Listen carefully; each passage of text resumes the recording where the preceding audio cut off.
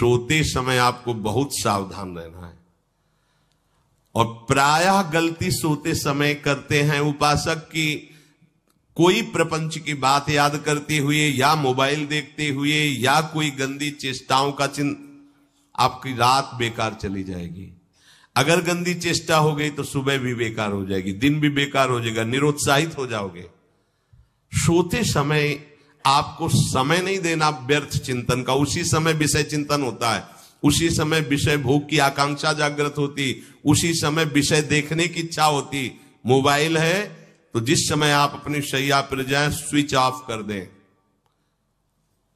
उसमें मैसेज घंटी आने का कोई भी रास्ता मत रखें। मान लीजिए आप उपासक हैं भगवत प्राप्ति के, 30-35 वर्ष ये नहीं था तो सब मर नहीं गए थे।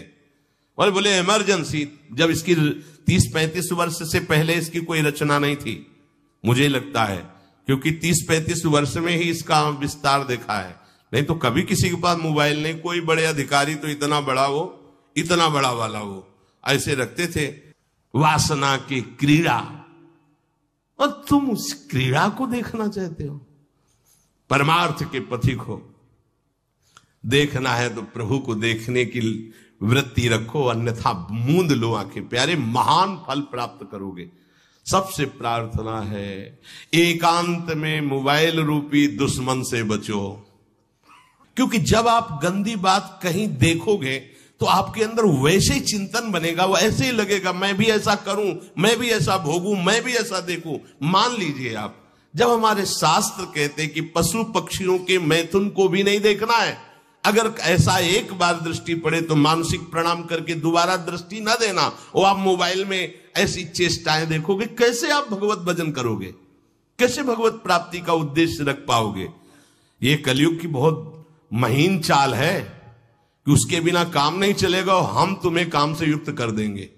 भोजन पाते समय ऐसा अभ्यास किया है, 1 घंटा के पहले भोजन नहीं होता, चाहे 2 रोटी पाना हो, समय लगता है भोजन।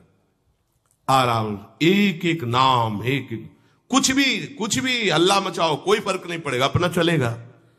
अभ्यास स्नान के समय, भोजन के समय, किसी क्रिया के करते समय, किसी से बात करते समय, सोते समय, ये विशेष स्थान जहां में सावधान रहना है। यहां भजन छूटता है, ध्यान देना, यही भजन छूटता है। चलते समय, क्रियावान होते समय, प्रसाद पाते समय या किसी से बतराते समय, ये सब भजन के छूटने के स्थान है और यही पकड़ना है भजन को।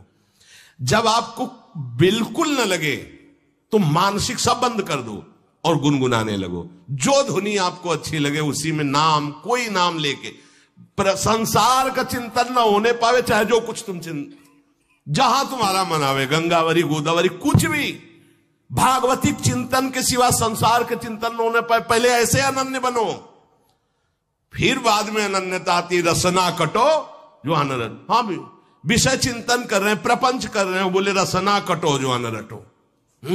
और नहीं बोल सकते, प्रपंच बोलेंगे बस। रसना कटो ये शब्द वहां नहीं आते।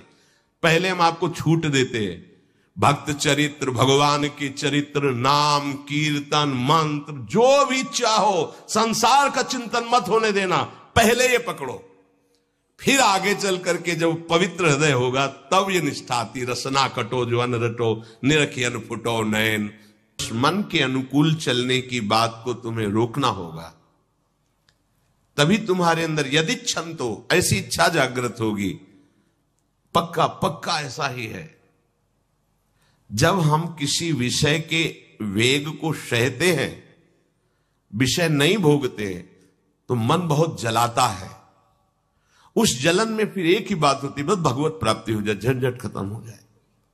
कब तक हम इसमें चलेंगे? एक बार भगवत, वो जलन हमको भगवत प्राप्ति की इच्छा प्रकट करती है। अपने लोग क्या करते हैं, जलन को मिटाने की कोशिश करने लगते हैं, तो भगवत प्राप्ति की इच्छा क्या, भोग प्राप्ति की तृष्णा जागृत हो जाती है। भोगे हुए भोगों को बार बार भोगने की इच्छा का नाम तृष्णा है। बाहर और भीतर से कोई सहयोगी नहीं, जल रहा है उपासक, तब रास्ता निकलता है भगवत प्राप्ति का, तब इच्छा प्रकट होती। अब नहीं, बहुत जल लिया, अब तो केवल प्रियाजू के समीप जाना है, अब तो प्रभु के सानिध्य में रहना है, नहीं इन भोगों की जलन में जलना है। पर यहां तक पहुंचने के लिए जलना होगा, तभी लिखा सहित सहित बाढ़े भगति तास्तितिक्षस्व भारत, क्योंकि आगमा पाइनो अनित्यास, ये नाशवान काम क्रोधादि तुम्हें प्रेरित करेंगे, तुम इनके वेगों को सह जाओ, ये स्थायी नहीं है। आगमा पाइनो है, आने जाने वाले हैं, और ये सहन करने से नष्ट होते हैं, भोगने से बढ़ते हैं।